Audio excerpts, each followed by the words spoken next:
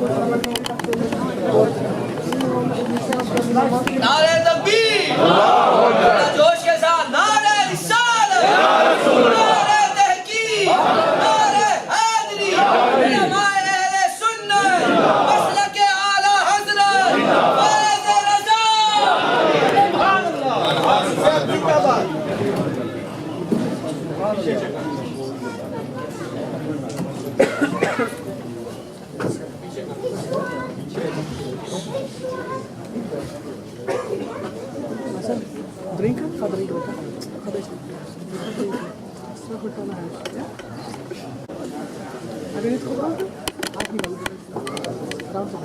الحمد لله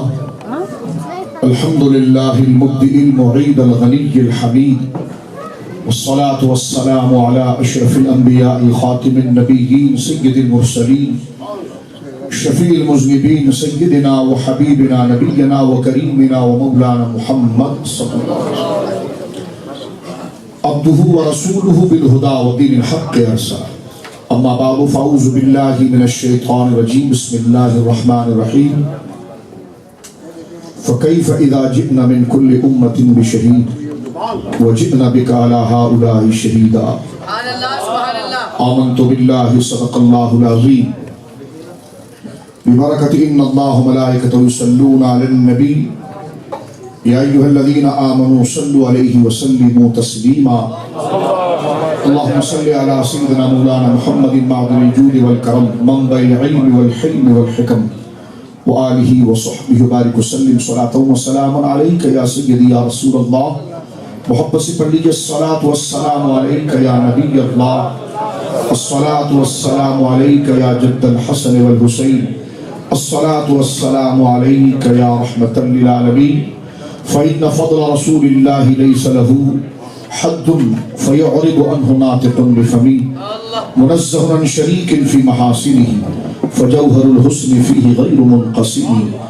وأبيض يستسقى الغمام بوجهه ثمال اليتامى عصمة للأرامل. مولاي صل وسلم دائما سرمدا على حبيبك خير الخلق كلهم. رب اشرح لي صدري ويسر لي أمري واحلل عقدة من لساني يفقهوا قولي.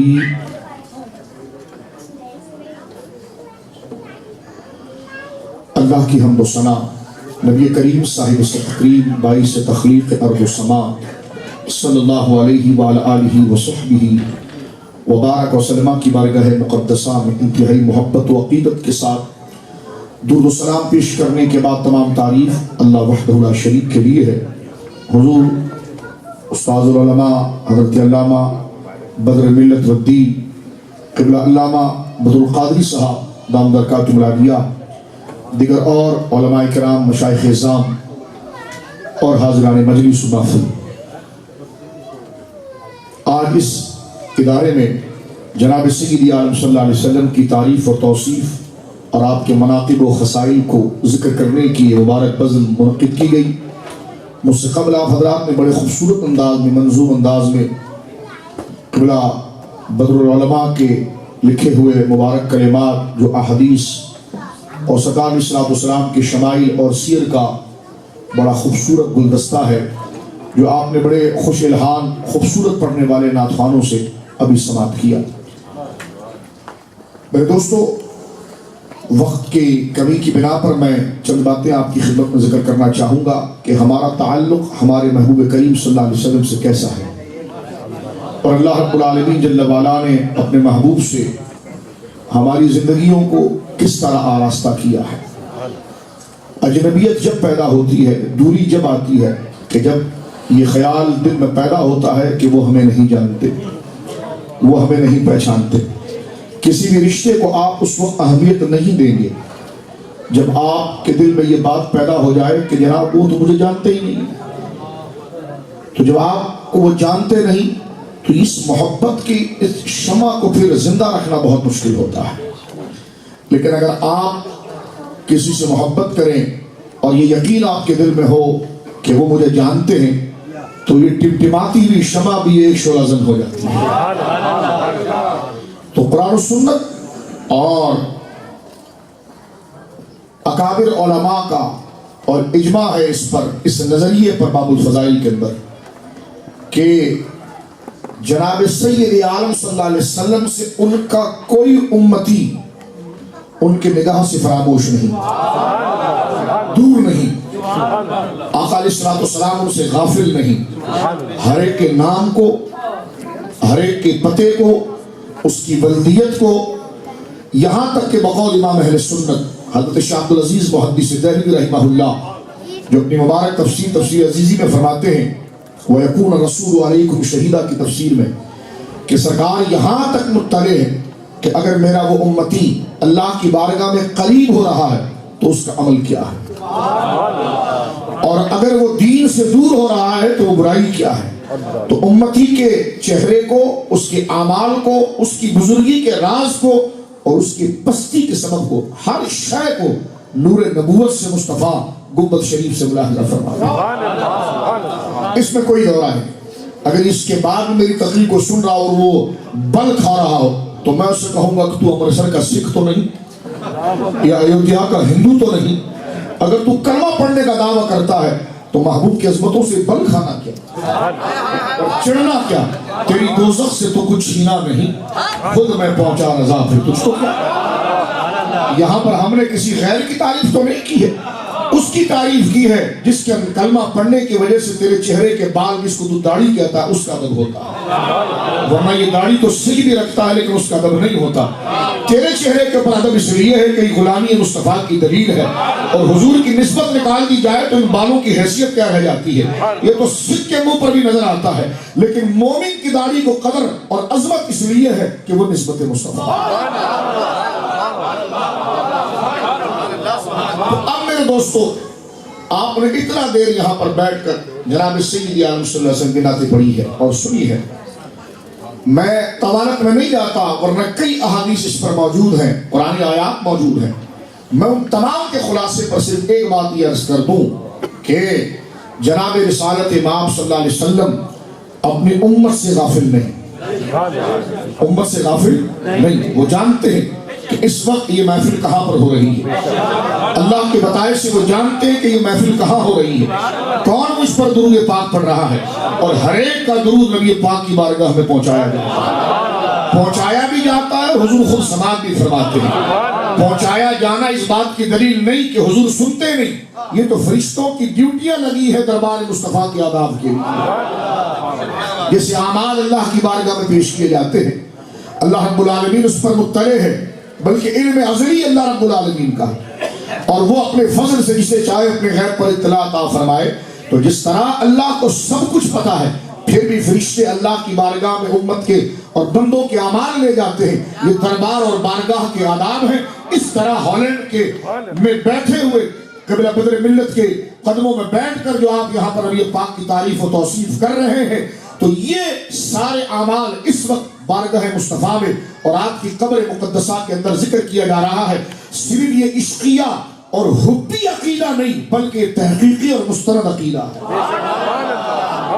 مستند عقیدہ جس کے پیچھے قرآن و سنت کے دلائل موجود ہیں۔ میرے امام نے کہا فریاد امتی جو کرے حال زار میں، ممکن نہیں کہ خیر بشر کو خبر نہ ہو۔ میں نے قرآن کریم فرقان حمید کی اسی آیت کریمہ کو آپ کے سامنے پڑھنے کی کشف پایا ہے۔ سورۃ النساء کے اندر اللہ رب العالمین نے اپنے محبوب کے منصب جلیل کو بتایا۔ قیامت کے دن ایسا نہیں ہوگا کہ حضور علیہ السلام کو تو دنیا سے بظاہر پردہ فرمائے ہوئے اور رفیق اعلیٰ کا سفر کیے ہوئے اور اس قرب و ناز کے مقام پر تشریف فرما ہوئے 1500 سال کا عرصہ ہو گیا، اب حضور صلی اللہ علیہ وسلم کو کیسے پتا چلے گا کہ ہالینڈ میں کتنے لوگوں نے کلمہ پڑھا؟ قیامت کے دن ایسا نہیں ہوگا کہ حضور علیہ السلام حضرت ابو بکر کو بلائیں گے کہ ابو بکر اپنے دور کا رجسٹر لے آؤ، جو حساب کتاب تم نے کیا تھا، کتنے لوگ اسلام لائے تھے، کتنے لوگوں نے کیا کیا تھا۔ عمر تم ذرا ریکارڈ لے آؤ، ہالینڈ والوں تم ذرا اپنی ہارڈ ڈسک اٹھا کر لاؤ تاکہ ہر چیز کو کھول کر دیکھا جائے۔ کیوں؟ کہ اس لیے کہ میں نے اللہ کی حضور گواہی دینی ہے، بتانا لوگوں کے بارے میں۔ اور تم جب میں تھا تو تم نہیں تھے، تو تم تھے تو میں نہیں تھا، تو اب مجھے کیا پتا کہ تم نے کیا کیا کیا ہے، اور رب نے مجھے گواہ بنایا ہے، اور رب اپنے شان جلوگر ہے، مستوی عرش ہے، اپنے شایہ نشان، اور وہ مجھ سے پوچھ رہا ہے کہ تیری امت نے کیا کیا کیا. تو میری امت صرف میرے بظاہر 23 سالہ عرصے میں تو نہیں، یہ تو ہزاروں سال تک ہے. تو جو لوگ میرے دور میں تھے ان کا بھی حساب کتاب مجھے بتانا ہے، جو بعد میں آئے میرے رفیق اعلیٰ کے سفر کے بعد ان کا بھی حساب و کتاب بتانا ہے.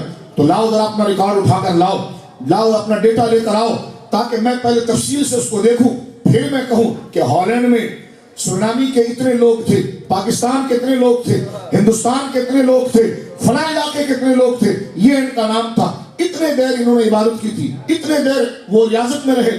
نہیں، یہ حضور علیہ السلام نہیں پوچھیں گے، جبکہ پوچھنا چاہیے، کیونکہ قرآن نے آپ کو گواہ بنایا ہے، وٹنس ہیں آپ، امت کے اعمال کے وٹنس ہیں، امت پر وٹنس ہیں. اور جو وکیل ہوتا ہے، جس نے وٹنس دینی، جو گواہ ہوتا ہے، وہ اگلے کو جانے گا نہیں تو گواہی کیا دے گا؟ وہ اس کو دیکھتا ہی نہیں ہے، سمجھتا ہی نہیں ہے، اس کو پتہ ہی نہیں ہے. تو یہ تو توہین عدالت ہے. دنیا میں بھی اگر آپ کسی کے لیے گواہی دینے جائیں اور جج آپ سے پوچھے فلاں کو جانتے ہو، کہا میں تو نہیں جانتا، تو کہا پہلے اس کو ہتھکڑی لگاؤ. اس لیے لگاؤ کہ اس نے توہین عدالت کی ہے، اس نے عدالت کا مذاق اڑایا ہے. جب یہ اس کو جانتا ہی نہیں ہے تو گواہی کیا دے گا؟ تو رب کریم نے گواہ مطلق اور شاہد مطلق اپنی پوری خدائی میں جس کو بنایا ہے، وہ پیارے پیارے ہرے ہرے گنبد میں آرام فرمانے والے پیارے مصطفیٰ صلی اللہ علیہ وسلم. تو حضور گواہی دیں گے قیامت تک اپنی امت کی. اگر جانتے نہیں تو گواہی کیسے دیں گے؟ گواہی کیسے دیں گے؟ کیا دلیل ہے؟ وہ کہنے لگے جی پوچھ کر دیں گے. میں نے کہا شہادت علی شہادت ہمارے وہاں ایسی بھی کمزور ہوتی ہے. جج نے بلایا، کہا بھائی فلاں کو میں نہیں جانتا ہوں، دوسرا بندہ وہ جانتا ہے، مجھ سے پوچھ کے بتاتا ہوں. کہا دونوں کو ہتھکڑی لگاؤ، کیونکہ جب تو اس اتنے بڑے معاملے کا گواہ بن کر آیا ہے اور تو دوسرے سے پوچھ کر بتائے گا تو آیا کیسا ہمارے پاس؟ تو نبی پاک صلی اللہ علیہ وسلم کی گواہی شہادت علی شہادت نہیں ہے بلکہ مطلق ہے. اور اللہ کے دی ہوئی طاقت سے جس وقت حضور نے غار حرا میں اعلان فرمایا اور پہلی وحی لے کر آئے، اس وقت سے لے کر صبح قیامت تک جتنے لوگ پیدا ہوں گے، جنہوں نے کلمہ پڑھا وہ بھی اور جنہوں نے نہیں پڑھا وہ بھی، امت دعوت بھی اور امت اجابت بھی، ہر ایک سے متعلق نبی پاک رب کے دربار میں کھڑے ہو کر اس کے نام کے ساتھ اس کے عمل کو بیان کریں گے. جبکہ معاملہ تھوڑا دوسرا ہے. میرے ساتھ 2 فرشتے میرے اعمال کے وٹنس ہیں، آپ کے ساتھ 2 ہیں، آپ کے ساتھ 2. یہ ایک ہی نہیں ہے. جو میرے پاس ہے وہ میرے، کیونکہ یہ مشخص ہے نا، خاص ذات ہے، جو میرے پاس ہے وہ آپ کے پاس نہیں. ان کا نام ایک ہی ہے، یہ الگ مسئلہ ہے، لیکن فرشتے ایک نہیں ہیں، ان کی تعداد الگ الگ ہے. اور باقاعدہ جو میرے اس وقت کاندھوں پر بیٹھے ہوئے ہیں، ان کی ذمہ داری کے اعتبار سے تو ان کا نام کرام الکاتبین ہے، لیکن کرام الکاتبین صرف 2 فرشتے کا نام نہیں، پوری جماعت اور اسٹاف اور پورے ڈپارٹ کا نام ہے. جو میرے 2 کاندھوں پر بیٹھے ہیں وہ آپ کے کاندھوں پر نہیں، آپ کے کاندھوں پر دوسرے بیٹھے ہوئے، آپ کے کاندھوں پر دوسرے بیٹھے ہیں. لیکن اس پورے ڈپارٹ جس کا کام ہوتا ہے لکھنا، دایاں والا لکھے گا کہ یہ کہاں گیا کہاں نہیں گیا، اچھے کام کیے، بایاں والا لکھے گا اس نے برے کام کیے. تو اس پورے ڈپارٹ کا نام ہے کرام الکاتبین. یعنی کرام الکاتبین وہ مقدس معزز کاتبین کہ جو اعمال کو مرتب کر رہے ہیں. میں پوچھتا ہوں، نبی پاک اگر ہمیں جانتے نہیں تو ان کو گواہ کیوں بنایا؟ ہر انسان کو کہہ دیا جاتا بھائی قیامت کے دن تمہارے کرام الکاتبین تمہارے آگے کھڑے ہوں گے اور وہ رجسٹر لے کے کھڑے ہوں گے. یا اللہ نام آیا فلاں کا، عبداللہ کو بلاؤ. عبداللہ آیا، ہاں عبداللہ نے کیا کیا پہلے بتاؤ، کتنی اچھائیاں کی. تو دائیں طرف کا فرشتہ اتر کر آئے گا اور رجسٹر کھولے گا. یا اللہ اس نے 60 سال عمر پائی تھی، اتنے سال میں اس کی شادی ہوئی تھی، اتنے نیک کام اس نے کیے، آج اس نے برائی کے کام کیا کیے. تو الٹے ہاتھ کا فرشتہ نیچے اترے گا اور وہ رجسٹر کھولے گا. مولا اس کی عمر اتنی تھی، اتنی عمر اس نے پائی، اتنے اچھے کام کیے، اتنے برے کام کیے. لیکن ہمارے گواہ یہ کرام الکاتبین نہیں بنیں گے، سب سے پہلے مصطفیٰ بنیں گے. جبکہ کلوز نظریہ یہ ہے کہ ہمیں ہمارا فرشتہ جانتا ہے. جب حضور جانتے ہی نہیں معاذ اللہ تو گواہ کیوں بنایا گیا؟ جو جانتا ہے اس کو نہیں بنایا جا رہا، اور جو مدینے میں بیٹھے ان کو بنایا جا رہا. ایک چھوٹی سی مثال ہے، کہتے جی حضور نہیں جانتے، تو میں نے کہا یہ حضور نہیں جانتے الیاذ باللہ، تیرے یہ فرشتے تو تجھے جانتے ہیں نا کہ تو گھر میں کیا کرتا باہر کیا کرتا. ہاں میں نے کہا اللہ نے ان کو گواہ نہیں بنایا. اصلاً گواہی یہ نہیں، اصل گواہ حضور ہے، حضور ہے. اب یہ تو رب سے پوچھ جا کر بقول تیرے گندے عقیدے کے کہ اگر نبی پاک نہیں جانتے تو بقول تیرے جو جانتا ہے وہ گواہ نہیں بن رہا، اور جس کو تو نہ جاننے والا کہہ رہا ہے وہ گواہ بن رہے ہیں. اور جب تک وہ اپنی آنکھوں کا اشارہ نہ کریں تو تیرے فرشتوں میں بھی جرت نہیں ہے کہ آگے آ کر رجسٹر کھول سکیں. وہ اشارہ کریں گے تو ان کی گواہی آگے چلی. کتنا یہ قریبی عقیدہ ہے. اور میں یہاں پر علامہ یوسف نبہانی رحمہ اللہ کے وہ مبارک کلمات پر دینا چاہتا ہوں جو آپ نے شرائع الحق کے اندر نقل فرمائے. ابن تیمیہ کی دھجیاں اڑائی اس خارجی کی اور بڑا پیارا جملہ لکھا. فرمائی کیسے ہو سکتا ہے کہ امتی مصطفیٰ کریم کو نہ جانے؟ اس لیے مجلسوں میں بیٹھے تو اپنی حرکات و سکنات پر نظر رکھیں. آپ یہ تو ہر وقت رکھنی ہے، مراقبے کی کیفیت ہونی چاہیے، لیکن خاص اس مجلس میں جس میں سارا مجمع ایک سوئی کی طرف جا رہا ہو اس وقت جس طرح مسجد میں آپ کو کہہ دیا جاتا فون سائلنٹ کریں، کسی اور ایکٹیویٹی میں نہ رہیں. اس لیے کہ یہ تمام معاملات مشاہدہ کیا جاتا ہے. اور حضور علیہ الصلوۃ والسلام ہرے ہرے پیارے پیارے خوشبودار گنبد میں آرام فرمانے والے آمنہ کے لال میرے اور آپ کے آقا جناب سید عالم ہمیں اتنے قریب سے جانتے ہیں کہ علامہ نبہانی رحمہ اللہ نے ابن تیمیہ کے دانت کو کھٹا کرتے ہوئے دلائل کے انبار لگا کر اس کا نتیجہ یہ نکلا کہ حضور اپنے امتی سے اتنے قریب ہے کہ امتی اگر سڑک پر جا رہا ہو اور اس کے پاؤں میں کانٹا چبھ جائے تکلیف اس کو بعد میں ہوتی ہے، قبر میں مصطفیٰ پہلے محسوس کرتا ہے.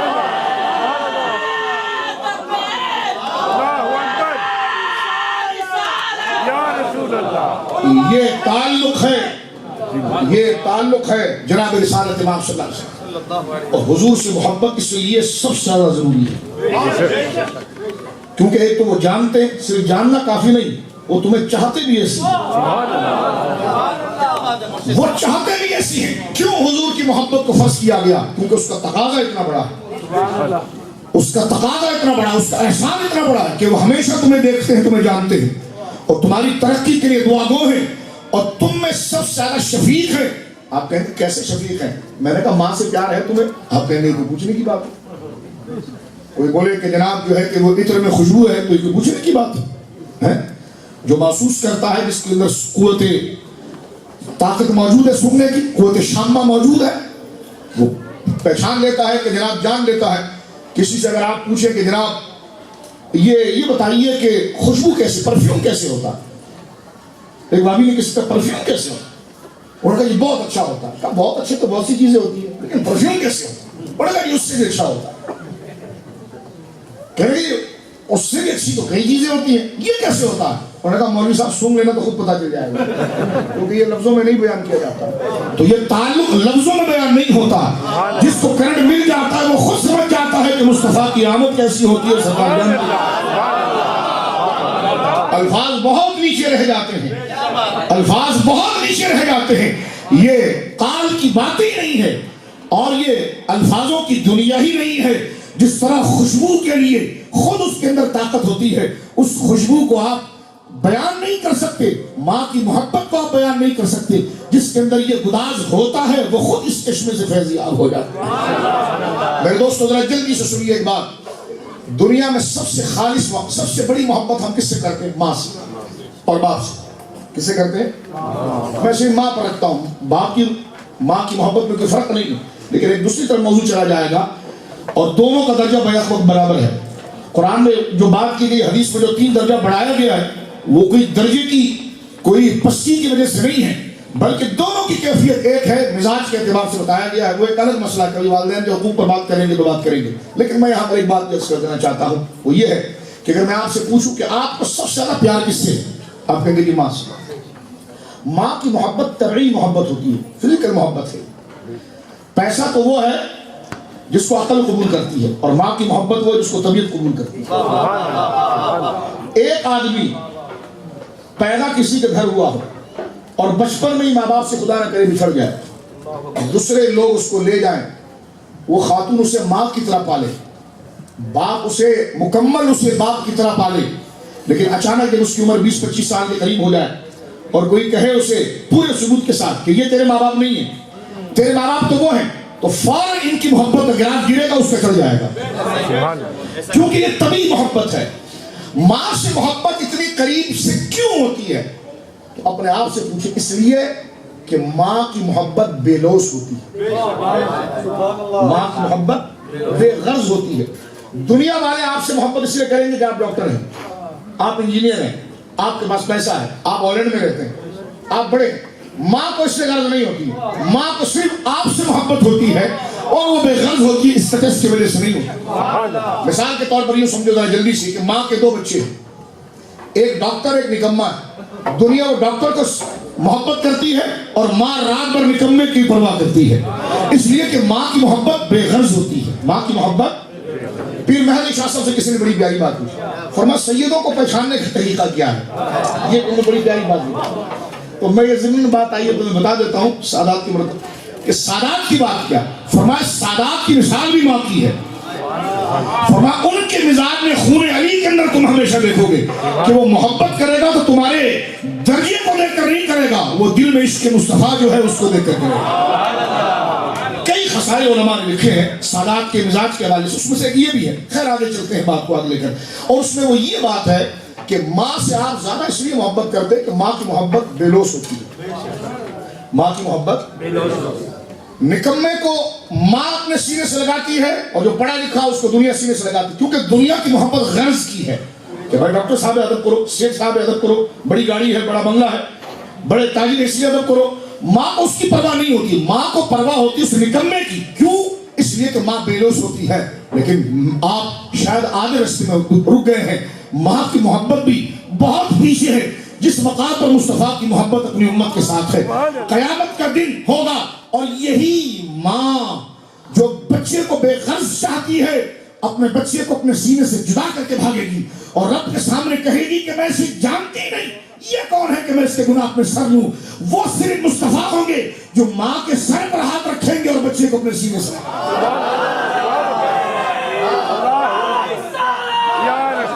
ان کے سوا رضا کوئی حامی نہیں جہاں، گزرا کرے پسر پہ پدر کو خبر نہ ہو۔ جناب رسالت امام صلی اللہ علیہ وسلم کی محبت سنیے، مجھے اور آپ کو حضور کی محبت کے سامنے اپنی گردنوں کو جھکانا طبعی طور پر بھی تقاضا ہے، اس لیے کہ حضور کی محبت جو ہے وہ اس قدر بے غرض ہے کہ ماں بھی تو کسی وقت غرض کھا کر بچے سے بھاگتی ہے، لیکن مصطفیٰ وہ ہے جو دھتکارے ہوئے منہ لگانے کے لائق نہ ہو، ٹکے کی جن کی اوقات نہ ہو، ان کے سامنے کھڑے ہو کر کہتے انا لہا، دور کہاں جا رہے ہو، میں تمہارے لیے ہوں، میں گندے نکمے کمی۔ میرے امام کہتا ہے گندے نکمے کمی، مہنگے ہیں کوڑی کے تم، کون ہمیں پوچھتا تم پہ کرو درود۔ مصطفیٰ کریم صلی اللہ علیہ وسلم کے ساتھ محبت توجہ سے سنیے، کیوں ضروری ہے؟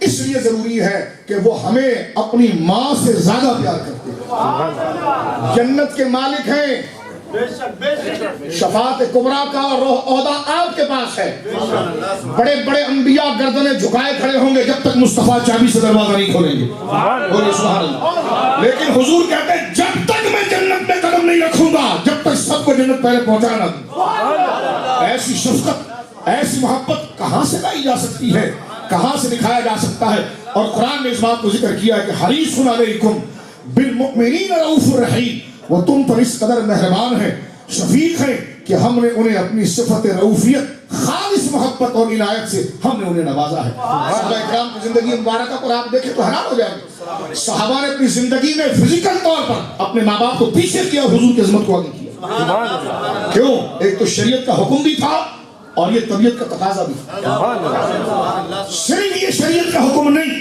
شریعت کا حکم وہی ہوتا ہے جس کو طبیعت تسلیم کرتی ہے۔ حضور کی محبت کو ماں باپ کے آگے رکھا اس لیے گیا کہ ماں تو کبھی بچے کو دھوکہ دے سکتی ہے لیکن مصطفیٰ کریم صلی اللہ علیہ وسلم اپنی امت سے کبھی غافل نہیں۔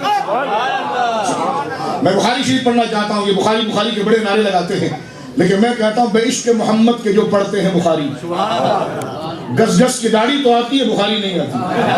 آتا ہے بخار ان کو بخاری آتا ہے بخار ان کو بخاری۔ میں نے کہا یہ 24 گھنٹے آپ آئینے میں دیکھ کر کیوں بال گھسیٹتے ہیں؟ کہنے کہ لمبے، میں نے کہا کچھ عشق کو بڑھانے کی بھی فکر کریں، کو بھی بڑھایا. باقی کی تبدیلی کے بارے میں بھی آپ سوچیں. توجہ سنیں نبی پاک اپنے امتیوں کو کس طرح چاہتے ہیں. مجمع زوائد کی پہلے روایت پہنچو. سرکار اسلام جب حج کے لیے تشریف لے گئے, جمرہ عقبہ مینا کے دن 10 کو پہلے بڑے شیطان کو کنکر مارا جاتا, بڑے دیو کو, بڑے دیو, سب 3 دیو ادھر ہیں. دیو تجھ سے خوش ہے تو میں کیا, ہم سے راضی ہے خدا. پھر 3 دیو, 3 شیطان مینا کے اندر کھڑے. آپ حج پر گئے, 10 کو بڑے دیو کو اور 11 کو تینوں کو اور 12 کو بھی تینوں کو, اور جو رات رک گیا تو پھر 13 کو بھی تینوں کو. ٹھیک ہے, ان کے اوقات کے اعتبار سے. اب سنیے میری بات, سرکار دو عالم کیسے کریم ہے. میری مائیں سنیں اور میری بہنیں سنیں, میرے بزرگ سنیں, اور جب درود شریف پڑھیں تو پھر اس کیفیت کو یاد رکھ کر پڑھیں. اگر یہاں پر کیمرہ لگا ہوا ہو نا کہ جناب ایجنسی کے افراد دیکھ رہے ہیں یا جناب کوئی دیکھ رہا ہے تو آپ بالکل ٹک کر بیٹھتے ہیں, تو درود بھی پڑھیں تو اس نیت سے پڑھیں کہ مصطفیٰ دیکھ رہے ہیں. اور یہ حقیقت ہے, اس میں کوئی تصنع نہیں, کوئی بناوٹ نہیں. ابن قیم نے اپنی کتاب الافہام میں اس بات کو لکھا اور لکھ کر وہ خود پھنس گئے. طبرانی سے اس کی تخریج کی کہ نبی پاک فرماتے ہیں کہ میرا کوئی بھی امتی جب مجھ پر درود پڑھتا ہے, میرا کوئی بھی امتی مجھ پر درود پڑھتا ہے تو حضور علیہ السلام فرماتے ہیں اس کی آواز میرے کانوں تک پہنچ جاتی ہے. ما من عبد یصلی علی الا بلغنی صوتہ حیث کان. یہ الفاظ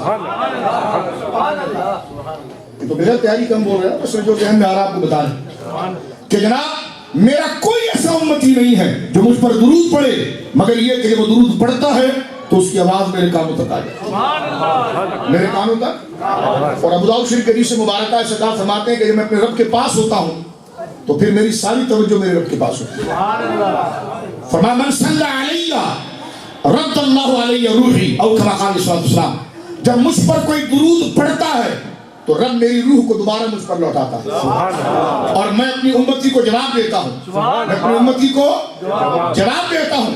اب یہ کہنا کہ حضور قبر میں حیات نہیں اس لیے روح لوٹائی جاتی ہے, میں نے کہا چلو یہ بات تو بعد میں تو مان رہا ہے کہ روح دینے کے بعد حضور جان لیتے ہیں کہ ہالینڈ سے سلام آیا ہے, تو مسئلہ حاضر ناظر تو ایسے حل ہو جاتا ہے کہ حضور یہ تو جان لیتے ہیں نا. لیکن میں یہ پوچھنا چاہتا ہوں کہ اگر حضور کی روح کو لوٹایا جاتا ہے تو بڑی پیاری بات محدث نے لکھی ہے, فرمایا کہ روح کو لوٹایا جاتا ہے کہ مصطفیٰ تیرا امتی نے تجھ پر درود پڑھا ہے, اس کی طرف تو سلام بھیج. تو میں نے کہا حضور پر درود کوئی 1-1 گھنٹے کے بعد تو نہیں پڑھا جاتا, 10-10 گھنٹے کے بعد تو نہیں پڑھا جاتا, 1 منٹ کے بعد تو نہیں پڑھا جاتا, 1 سیکنڈ کے بعد تو نہیں پڑھا جاتا. 1 سیکنڈ سے بھی کم حصے میں پوری دنیا سے کروڑوں دفعہ درود پڑھا جاتا ہے. وہ روح جسم سے نکلتی نہیں ہے کہ لوٹ کر آئے اور ہر دفعہ امتیوں کا سلام کا جواب دے دیے. اصل تعبیر یہاں پر محدثین نے توجہ کی فرمائی. اب میرے دوستو ذرا جلدی سے سنیے, سرکار جمرہ عقبہ پر کنکری مار رہے ہیں, کتنے کریم ہے اپنی امتیوں کی. بس حضور کو راضی کر لو کسی طریقے سے. صحابہ اکرام رضوان اللہ اجمعین کسی دیہاتی کسی ان پڑھ کو پکڑتے اور اس کو آگے کرتے اور وہ کچھ ایسی ادائیں دکھاتا جس سے سرکار کا دریا رحمت جوش میں آتا تو صحابہ اس کے ذریعے اپنی فریاد سرکار کی بارگاہ میں پیش کرتے. بس حضور کو راضی کرنا ہے. ان کے اہل بیت کا ذکر کریں, ان کے صحابہ کا ذکر کریں, ان سے محبت کرنے والوں سے محبت اس لیے کرو کہ یہ مصطفیٰ کا غلام ہے. حضور کو راضی کرو. جیسے بادشاہ جا رہا ہو اور بھکاری جب بھیک مانگنے آتے ہیں تو منہ ایسا بناتے ہیں کہ رحیم کو رحم آ جائے اور وہ کرم کر دے. ادائیں ایسی بناؤ تو پھر دیکھو کرم کیسے ہوتا ہے. مجمع زوائد میں علامہ حیثمی رحمہ اللہ نقل کرتے ہیں کہ سرکار نے جب کنکری ماری بڑے شیطان کو تو پیچھے ایک عورت کی ہسکیوں کی آوازیں آ رہی تھی, سسکیوں کی آوازیں کہ گھٹ گھٹ کے رو رہی تھی. سرکار دو عالم صلی اللہ علیہ وسلم نے آخری کنکری مار کر بڑی بے قراری میں اس طرف چہرہ فرمایا. کون رو رہا ہے, یہ کون رو رہا ہے؟ وہ عورت سامنے آئی اور اپنے معذور بچے کو لے کر جس کے منہ سے رال ٹپک رہی تھی اور اس کا سر بھی اپنی جگہ پر نہیں تھا, اس پر مکمل جنون کی کیفیت تاری تھی. اس عورت نے کہا یا رسول اللہ یہ میرا بچہ ہے, یہ اس حالت میں پیدا ہوا ہے, معذور ہے, اپنے آپ کو سنبھال نہیں سکتا. یا رسول اللہ میں بوڑھی ہو چکی ہوں, کم سے کم اتنا ہو کہ یہ اپنے ستر کا خیال رکھ لیں. اب مجھ سے اس کی خدمت نہیں ہوتی. ماں کا رونا دیکھنا تھا. دریا مصطفیٰ جوش میں آیا. سرکار نے لمبا سفر کیا تھا مزدلفہ سے. دہن مبارک سوکھ رہا تھا. ایک صحابی سے کہا پانی کا انتظام کرو. وہ کہتے ہیں میں نے پتھر کا پیالہ نکالا اور اس میں ایک گھونٹ پانی دیا. سرکار نے تھوڑا منہ میں لیا اور دوبارہ اس میں کلی فرمائی اس بچے کو پلاؤ.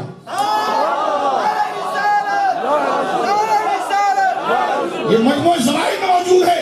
فرمایا اس بچے کو پلاؤ. یہ کہہ کر حضور چلے گئے. ساتھ میں دوسری عورت بھی موجود تھی. اس کی ملاقات اس عورت سے کسی بازار میں ہوئی. پوچھا جو نبی پاک نے پانی دیا تھا تیرے بچے کے لیے ہوا کیا؟ کہ جس وقت گھونٹ پی لیا اتنا علم و دانش کا مالک ہو گیا ہے کہ بڑے بڑے لوگ اب اس سے دانائی حاصل کرنے آئے. حریص علیکم بالمؤمنین رؤوف رحیم. صرف یہ ان کے لیے نہیں تھا, یہ سب کے لیے. یہ صرف اس عورت کے لیے نہیں تھا, صرف یہ اس عورت کے لیے نہیں تھا, کیونکہ وہ بھی امتی ہیں اور ہم بھی امتی ہیں. لیکن کیفیت پیدا کرنے کی ضرورت ہے میرے دوست. کیا ضرورت ہے؟ اور یہ کیفیت پیدا کرنے کی. اب میں یہاں پر اپنی گفتگو کو لے آتا ہوں اختتام کی طرف. قرآن کریم نے ذکر کیا کہ محبوب تو صرف اپنی امت کی تھوڑی گواہی دے گا, جو پچھلے گزر گئے ان کی بھی گواہی دوں دے گا. اور یہ قرآن کی نص ہے, ملا بھاگنے نہیں دوں گا میں تجھے. یہ قرآن کی نص ہے سورہ نساء کی. اللہ رب العالمین جل وعلا ارشاد فرماتا ہے کہ فَكَيْفَ إِذَا جِئْنَا مِن كُلِّ أُمَّةٍ بِشَهِيدٍ. محبوب وہ وقت کیسا ہوگا کہ جب حضرت آدم سے لے کر قیامت تک سارے ہمارے بندے امتوں میں کھڑے ہوں گے. فَكَيْفَ إِذَا جِئْنَا, وہ وقت کیسا ہوگا محبوب.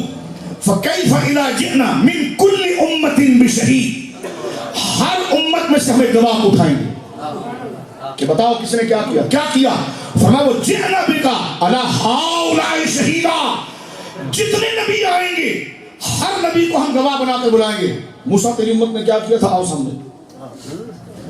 عیسیٰ علیہ السلام آپ کی امت نے کیا کیا تھا, آؤ سامنے. نوح علیہ السلام آپ کی امت نے کیا کیا تھا, آؤ سامنے. ادریس, یوسف, یعقوب تمہاری امتوں نے کیا کیا تھا, آؤ سامنے حساب دو. یہ قرآن ذکر فرماتا ہے.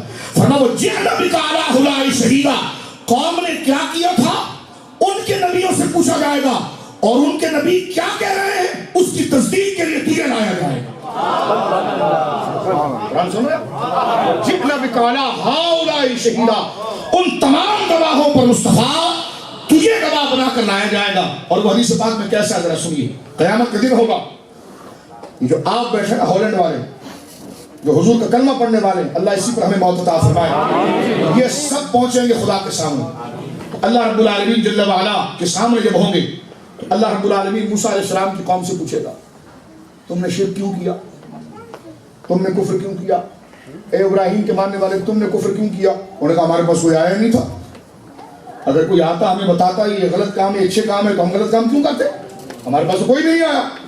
اللہ فرمائے گا تمہارے پاس کوئی بھی نہیں آیا تو پتا چلا کہ پوچھنا نہ جاننے کی دلیل نہیں ہے, پوچھنا اہمیت کے لیے ہوتا ہے.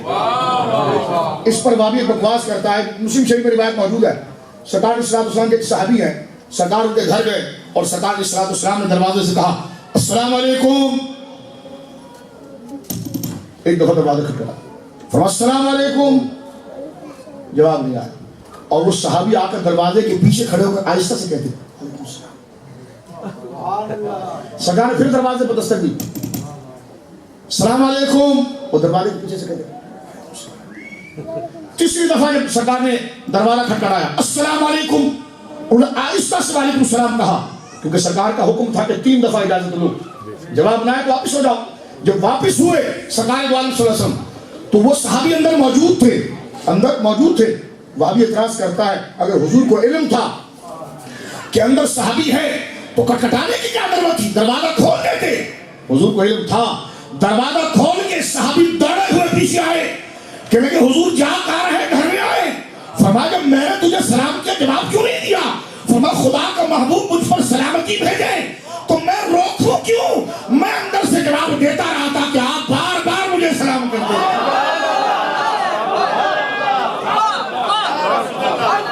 اور دوسری بات یہاں پر یہ ہے, اگر حضور پہلے بولتے دروازہ کھول اندر بیٹھا ہوا ہے, اگر حضور بتا دیتے تو تجھے دروازہ ٹھوکنا کیسے آتا, تجھے دروازہ ٹھوکنا. اور یہ ہمارا دوست بڑی پیاری بات کرتا ہے اور اکثر میں جیسے میں بیان کرتا ہوں, یہ ہر ایک کے دروازے پہ جاتے دروازہ ٹھوکتے ہیں. جب باہر نکلے تو کہتے جی کلمہ پڑھی. وہ ان کا میراثی نا، میراثی جس نے ام المومنین کی گستاخی کی، 17 سال معذرت کے ساتھ کہہ دینا چاہتا ہوں، وہ ہجڑا جس کے دل میں حضور کی عظمت نہیں اور ام المومنین کی عظمت نہیں، 17 سال وہ ان تبلیغی باغیوں کے ساتھ پھرتا رہا، لیکن اس کو پتہ ہی نہیں چلا کہ ساری امت کی ماں کے لیے جملے کیسے کہے جاتے ہیں. میں نے کہا وہ 7 دن یہ میٹھے اسلامی بھائیوں کے ساتھ جاتا تو اسے پتا چلتا کہ وفاداری کیا ہے. تو یہ آپ کے دروازوں پر اکثر آتے لوٹا بستر لے کر دروازے کھٹکھٹا دیں. دروازہ کھولا، باہر نکل گئی، کیا ہوا؟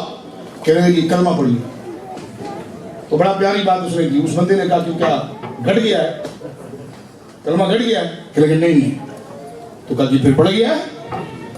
کہ یہ بڑا بھی نہیں. کہا وہی ہے. کہاں؟ کہا نکل یہاں سے. وہ تو ابراہیم خوشتر پڑھا گئے ہیں، وہ تو مولانا نورانی پڑھا گئے ہمیں، وہ تو مولانا سعادت علی قادری پڑھا گئے ہمیں، وہ تو احمد رضا پڑھا گئے ہمیں. اب تیرے کیسے چوڑے سے ہم پڑھیں گے؟ جو مزاروں میں آرام فرمائے انہوں نے پڑھا دیا، اور ایسا پڑھا دیا کہ گردن کٹ تو سکتی ہے، کلمہ دل سے نکل.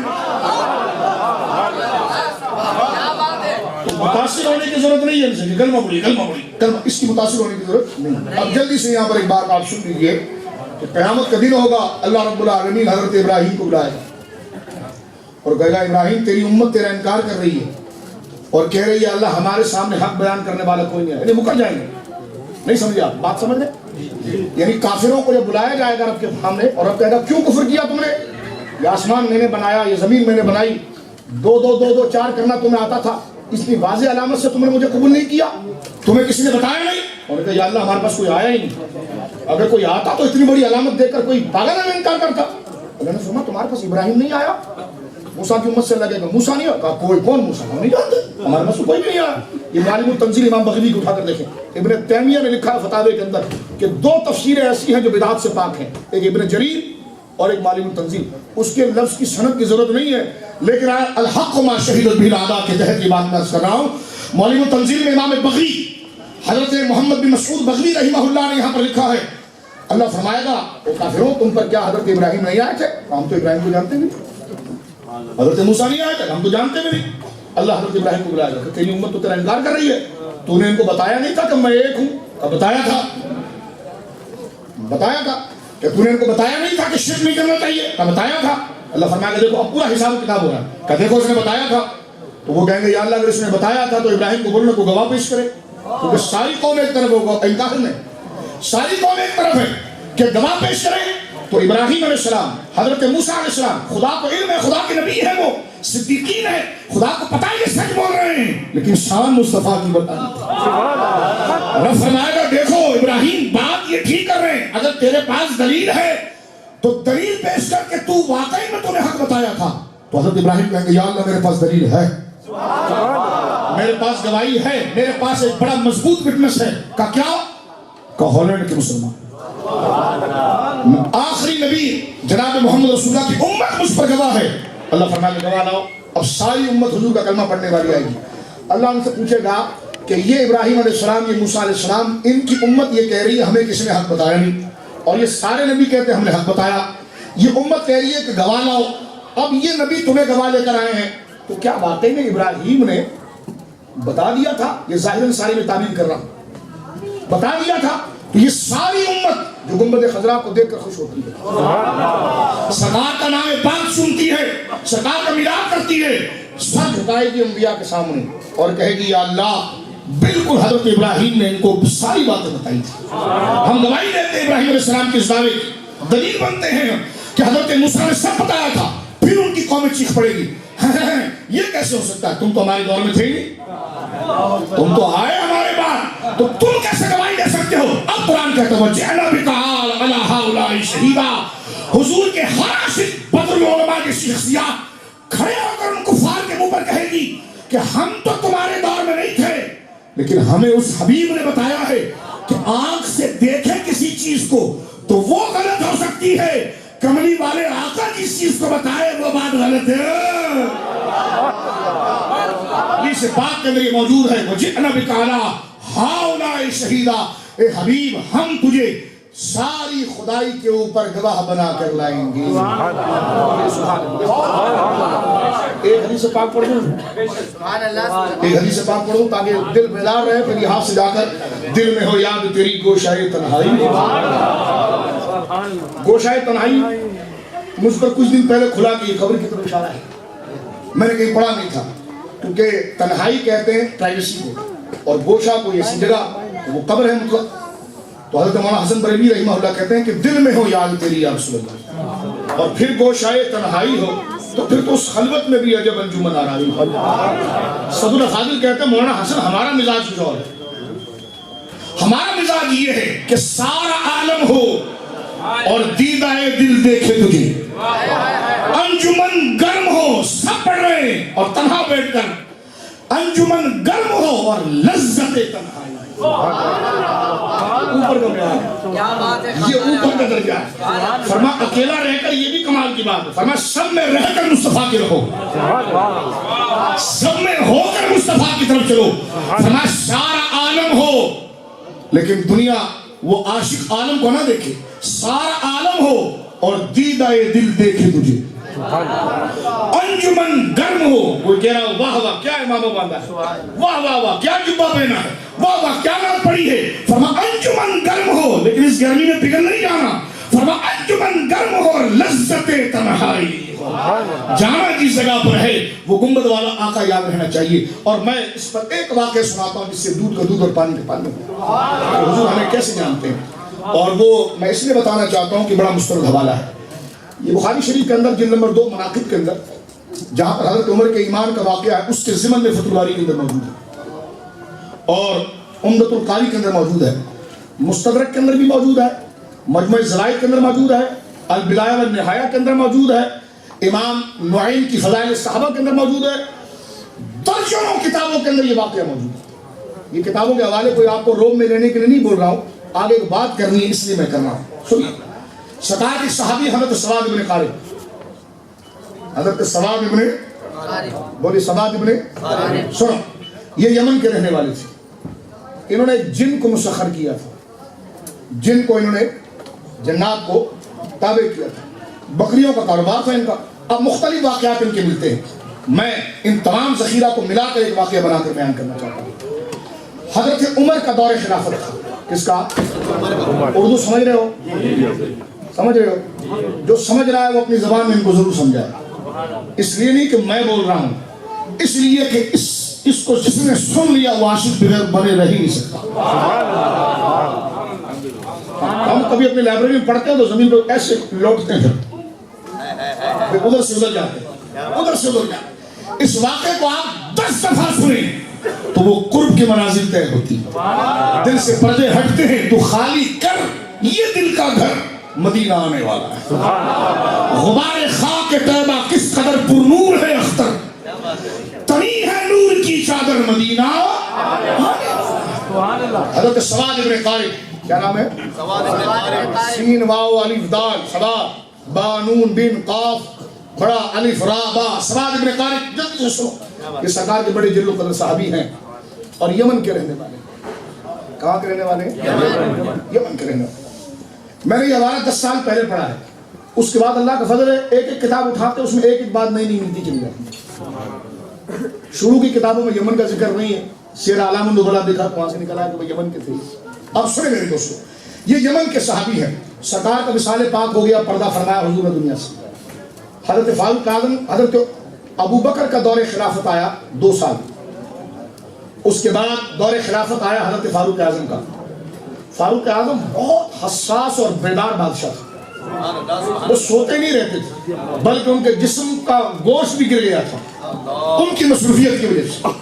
وہ اتنے بیدار اور مصروف خلیفہ تھے کہ 22 لاکھ مربع میل پر ان کی نظر تھی. سبحان اللہ, سبحان اللہ. تقریباً 3 بر اعظموں تک اسلام کو پہنچایا.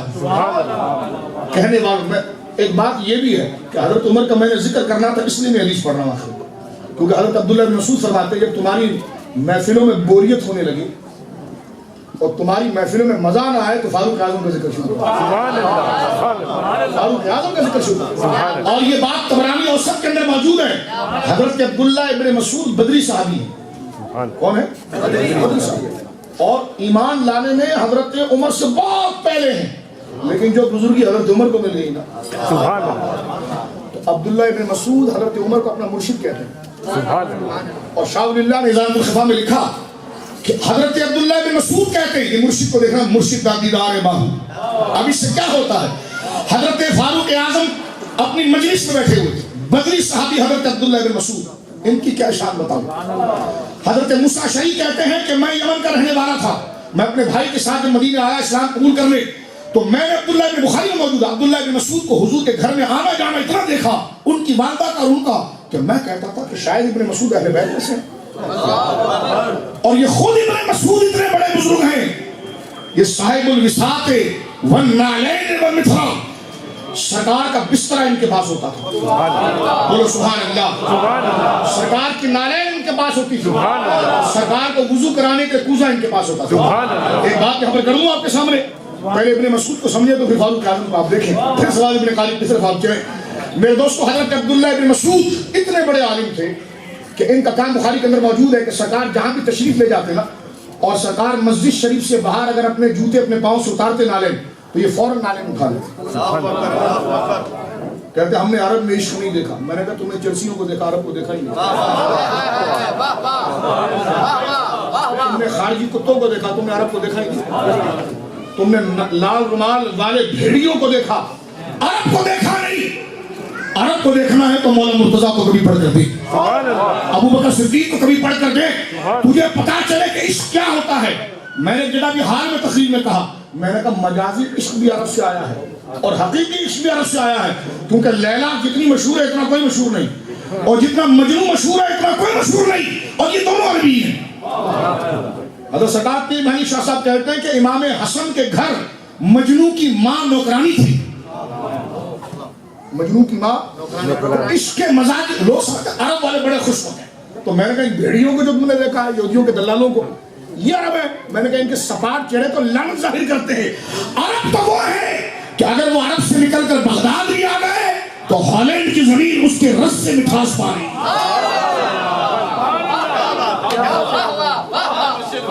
عرب کس سے کہتے ہیں؟ عرب. سبحان اللہ. پھر اٹھا ولولائے یاد مغیلان عرب، پھر کسا دل، ہائے ہائے پھر کھچا دل سوئے بیابان عرب.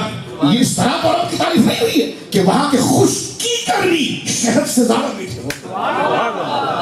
خشکی کروی شہد سے زیادہ میٹھے ہوتے ہیں. عرب کی سرزمین تو عشق و وفا کی سرزمین ہے. اس لیے حضور نے فرمایا عرب سے بغض رکھنے والا منافق ہے اور نجدیوں سے بغض رکھنے والا پکا مومن ہے. کیا بات ہے شاہ جی، واہ. نجدی اور ہے، عربی اور ہے. بولو سبحان اللہ. سنو میرے دوستو، حضرت عبداللہ ابن مسعود رضی اللہ، سرکار جہاں پر جوتے اتارتے نالین مبارک، بولو سبحان اللہ، نالین مبارک میں سرکار اتارتے. حضرت عبداللہ ابن مسعود عربی اٹھایا نالین، ایک کوئی آستین میں ڈالا، یہ اندر دماغ میں آ رہا ہے تو چہرے بیگانے نہیں ہونے چاہیے. اس عظمت پر سبحان اللہ مجھے، کیونکہ کچھ ایکسرسائز کی ایکٹیویٹی دکھاؤ گے تو عشق اندر سے بیدار ہوگا. اندر سب کچھ ہے، اندر سب کچھ ہوتا ہے، محنت کرنی پڑتی ہے آپ کو. اس محنت سے فضول چیز ضائع ہو جاتی ہے، فضول چیزیں ضائع ہو جاتی ہیں، اور جو اصل چیز ہے وہ اعصاب کے لیے مضبوطی کا باعث بنتا ہے. سنو میرے دوستو، جناب حضرت عبداللہ مسعود سرکار کے ایک نالین کو اس جگہ ڈالتے ہیں اور ایک کو اس جگہ ڈالتے ہیں، اور پھر اس کو ایک کو یہاں اور ایک کو یہاں رکھ کے سینے پر رکھ کر سرکار کے سامنے بیٹھ جاتے ہیں. ان کا لقب تھا صاحب النالین. نام ابن مسعود تھا. وہ کہتے چپ کرو ابن مسعود کیا صاحب النالین بولو، حضور کو جوتا سنبھال لے. صاحب الوساد، حضور کا بستر بچھانے والا. صاحب المثرا، سرکار دو عالم کو وضو کرانے والا. اس طرح بات سنیں، یہ کوفے میں رہے نا، کوفے میں رہے. کوفے کے بہت بڑے محدث ہمارے امام حضرت القمہ، وہ گئے جناب ملک شام. اب میں جیسے ہالینڈ آیا تو میں نے راستے میں دعا کی تھی کہ اللہ جب میں ہالینڈ پہنچوں تو کسی خشکے کو متھے نہ لگانا، کسی ایسے بندے کو میرے سامنے لانا جس کو دل دیکھ کر میری آنکھیں بھی ٹھنڈی ہو، دل بھی ٹھنڈا ہو. اور وہ مجھ سے زیادہ پیار کرتا ہو تو مجھے مولانا عبد القادری صاحب نظر آتا ہے۔ ہر جگہ دعا کرنی چاہیے، مبالغہ نہیں کر رہا بندہ۔ ان سے ملنے کے بعد اب کچھ اور وجہ نہ ہو تو پاکستان جانے دل نہیں کرتا۔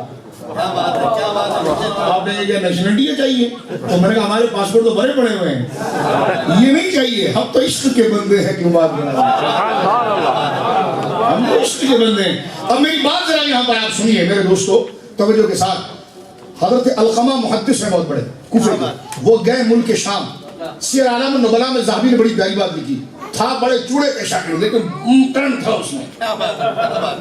ذہبی کہتے ہیں کہ علقمہ، حضرت علقمہ جب شام پہنچے تو انہوں نے راستے میں دعا کی کہ یا اللہ کسی نیک بندے سے مجھے ملا جس کو دیکھ کر میرا بوجھ بھی ہلکا ہو جائے اور پتہ بھی مل جائے۔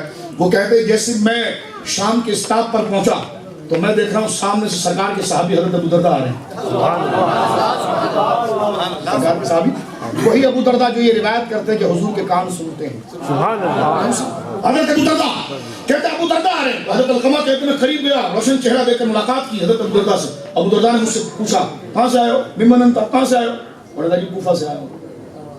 تو حضرت ابو درداء نے یہ نہیں پوچھا کوفہ میں کہاں سے آیا، نہیں بلکہ پوچھا کیونکہ جب آپ ہالینڈ سے پاکستان آئیں گے نا تو آپ بولیں گے میں ہالینڈ سے آیا تو میں آپ سے پوچھوں گا مولانا عبد القادری کو جانتے ہیں آپ؟ کیا بات ہے، کیا بات ہے۔ اگلے کہتے نہیں میں نہیں جانتا، پھر میں آپ کو بھی نہیں جانتا۔ ملکوں کی حیثیت نہیں، اللہ والوں کی حیثیت ہوتی ہے۔ آپ کہاں سے آئے؟ آپ نے مدینے سے آئے۔ میں نے کہا سید الشہداء کے دربار میں جاتے ہیں کہ نہیں، میں نے کہا تھو تیرے منہ پر جا مدینہ تمہیں۔ تو ہمیشہ یہ یاد رکھو کسی علاقے سے کوئی آئے، یہ میں ٹھوس نہیں رہا، آپ کو تجربہ بتا رہا ہوں، کسی بھی علاقے سے کوئی برطانیہ سے آئے، کوئی امریکہ سے آئے، وہاں کے کسی معتبر بزرگ کا حوالہ پوچھو، آپ ان کو جانتے ہیں؟ اگر وہ اللہ والے کا نام سن کر اس کا چہرہ کھل جائے نا تو پھر اس کو گھر پہ کھانا بھی کھلاؤ، اس کا تعاون کرو۔ میں نہیں جانتا تھا، ہم بھی تمہیں نہیں جانتے، کیوں کہ ہم تو عشق کے بندے ہیں، کیوں بات بڑھائی ہے؟ امریکہ کے ویزے کو دیکھ کر ہم میرے سے متاثر ہو جائیں گے۔ تو سنیے حضرت علقمہ رضی اللہ تعالیٰ عنہ، توجہ کرنا، وہ حضرت ابو درداء کو کہتے ہیں کہ میں کوفے سے آیا، تو حضرت ابو درداء نے فوراً کہا تو جانتا ہے وہ جوتے والے کو؟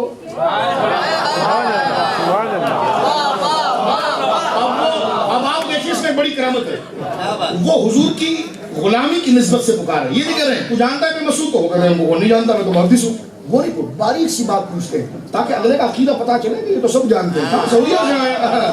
ٹھیک ہے سعودیہ سے آیا۔ آپ کبھی گئے روزہ رسول پر، کبھی ہاتھ اٹھا کے دعا کی آپ نے؟ یعنی وہ چیز پوچھو جس سے فوراً ایکسپوز ہو جائے۔ تو غلامی یہ دیکھیں یہ یہاں پر کرن موجود ہے۔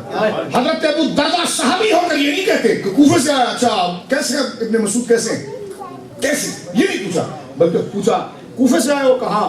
کہا وہ جوتے والے کو جانتا ہے، وہ بسترا سنبھالنے والوں کو جانتا ہے؟ جوتے تو سب کے ہوتے ہیں، اپنے جوتے سنبھالتے ہیں، بسترے تو سب کے ہوتے ہیں، لیکن یہ مطلق جب بولا تو حضرت علقمہ کے چہرے خوش ہو گئے، فرمایا ہاں ہاں ابن مسعود ہی کے علاقے سے آیا ہوں۔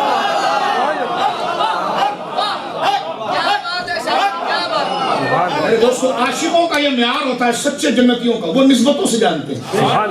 میں نے حضرت بابوجی رحمہ اللہ کے حوالے سے پڑھا گولڑا شریف، مجھے نسبت محبت و عقیدت ہے کیونکہ انہوں نے ناموس رسالت کی پاسداری کی، میں وہاں سے مرید نہیں ہوں، مرید تو میں شریف سے ہوں، لیکن ہم یہ کہتے ہیں کہ ان کے مرکزوں کا، ان کے سٹے اور ان کے علاقوں کا فرق ہوتا ہے، نسبتیں، ارادے، فیلڈ سب ایک ہی ہوتی ہیں، چاہے وہ سرہند میں آئیں یا بریلی میں آئیں یا رامپور میں آئیں یا بدایون میں آئیں یا گولڑا میں آئیں، یہ کام ایک ہی کرتے ہیں۔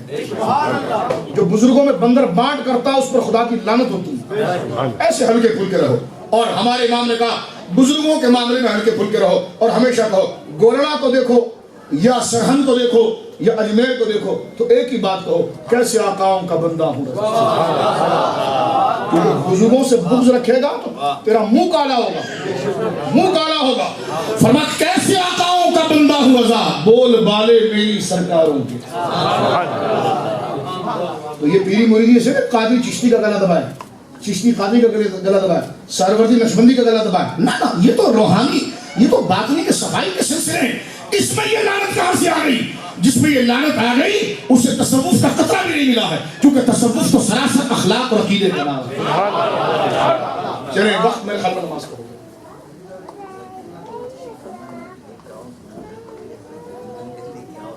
اچھا تو یہ ایک جملہ آپ سن لیجیے.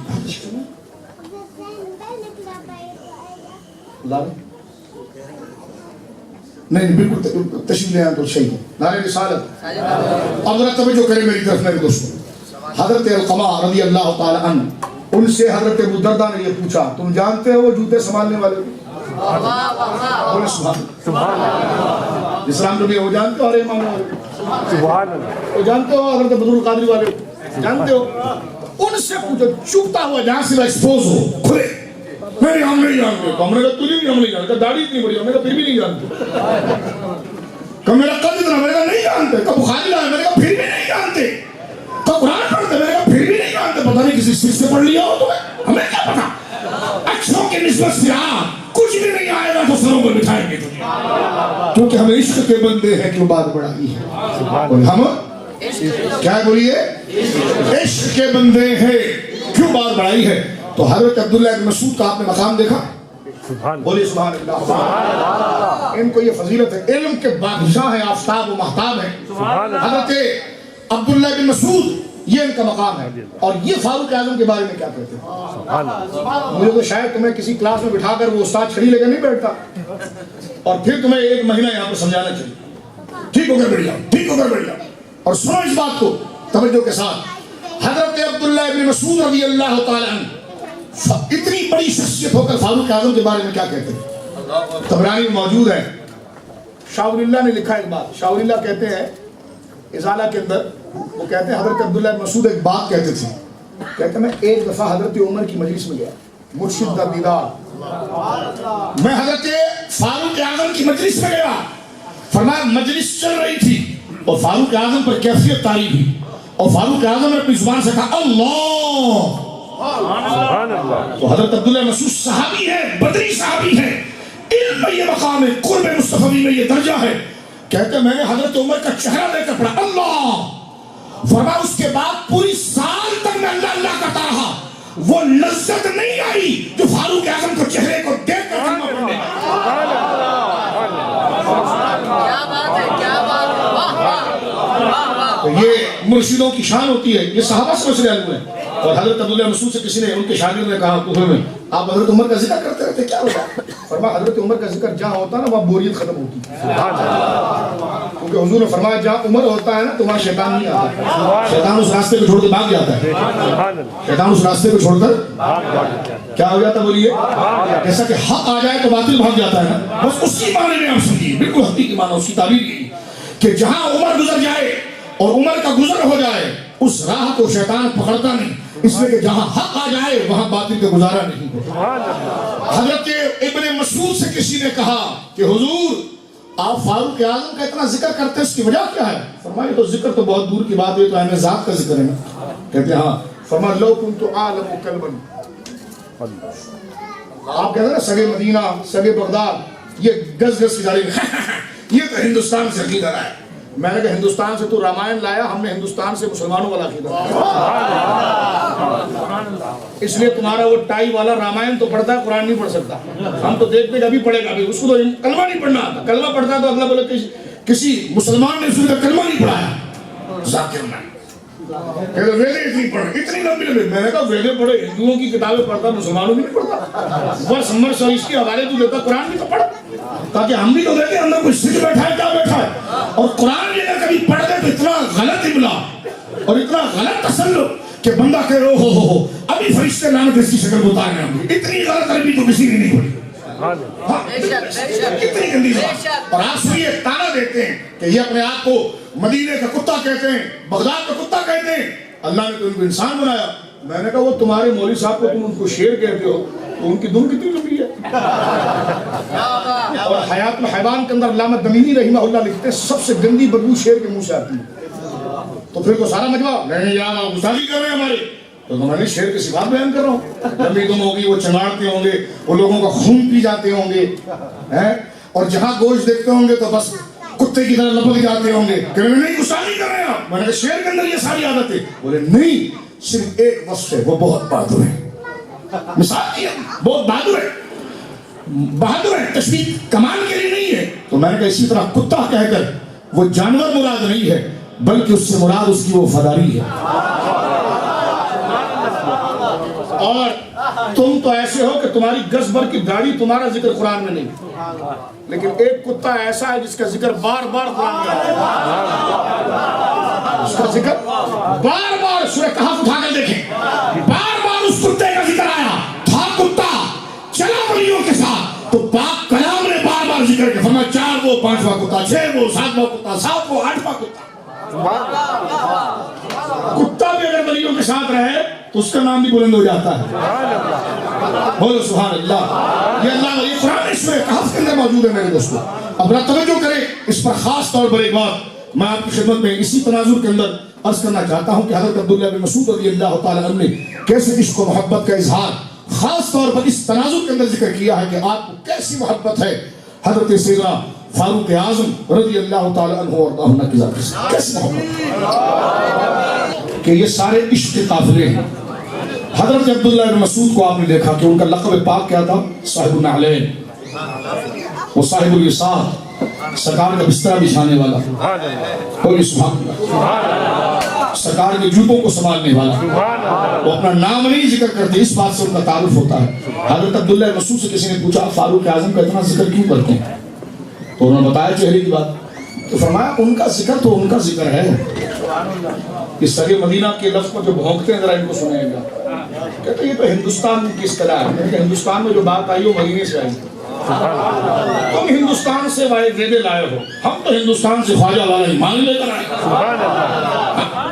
تم اپنی چیز ہم پر کیوں کھڑی کرتے ہو؟ کہتے ہیں وہ ہمارے پاکستان میں جو پٹے جماعتی ہوتے ہیں نا، جماعت اسلامی پٹے خوش وہ کنفیوژن پھیلانے کے لیے، دراصل یہ جو یہ کرتے ہیں نا، یہ دراصل ہم انڈیا سے آ رہے ہیں تو بہت سی عادتیں نا لے کر آئے ہیں، تو میں نے کہا یہ آپ جو مزاج ہے نا، داڑھی تیری سفید ہو گئی بڈھے، میں نے کہا یہ جو مزاج ہے یہ ہندوؤں والا مزاج ہے، اور ہم جو مزاج لے کر آئے ہیں یہ صحابہ کا مزاج ہندوستان میں آیا اور وہی پاکستان میں آیا، وہی پوری دنیا کے اندر آیا۔ سنیے، اور میری بات آپ کو سخت اس لیے لگے گی شاید کہ آپ ابھی محبوبوں تک رابطہ نہیں کر رہے اپنا، کیونکہ میں اپنے باپ کی تعریف نہیں کر رہا، میں اپنے استاذ کی تعریف نہیں کر رہا، میں ان کی تعریف کر رہا ہوں جنہیں خدا نے شاہد مطلق بنایا ہے۔ ابھی تو موضوع کھولا ہی نہیں ہے ہم نے، ابھی تو موضوع کھولا ہی نہیں ہے۔ توجہ رکھو میرے دوستو، حضرت عبداللہ بن مسعود سے جب پوچھا کہ آپ کتنی محبت کرتے ہیں فاروق اعظم سے، فرمایا ان کی محبت تو ان کی محبت ہے، فرمایا مجلسوں میں ان کا ذکر کیا کرو، وہ مجلس سے مقبول ہوتی ہے اور اس سے نحوست ختم ہوتی ہے، سبحان اللہ، سبحان اللہ، اس سے بولیے نحوست ختم ہوتی ہے۔ فرمایا اتنا ہر جب دیکھو حضرت عمر کا ذکر کرتے ہیں، فرمایا حضرت عمر تو حضرت عمر ہیں۔ اب اس کی مزاج دیکھیے، جو بریلی اور رامپور اور بدایون اور سرہند و گورڑا میں آیا ہے، وہ آیا کہاں سے ہے؟ توجہ کریں، حضرت عبداللہ بن مسعود طبرانی اوسط میں موجود ہے، فرماتے حضرت عمر تو حضرت عمر ہیں، فرمایا لو کنت اعلم کلما یحبہ عمر، خدا کی قسم اگر میں کسی کتے کو دیکھوں جو حضرت عمر کی گلی سے گزرتا تھا، واللہ لا احببتہ، خدا کی قسم میں بدری صحابی ہو کر اس کتے سے بھی پیار کروں گا جو حضرت عمر کی گلیوں سے آتا ہے۔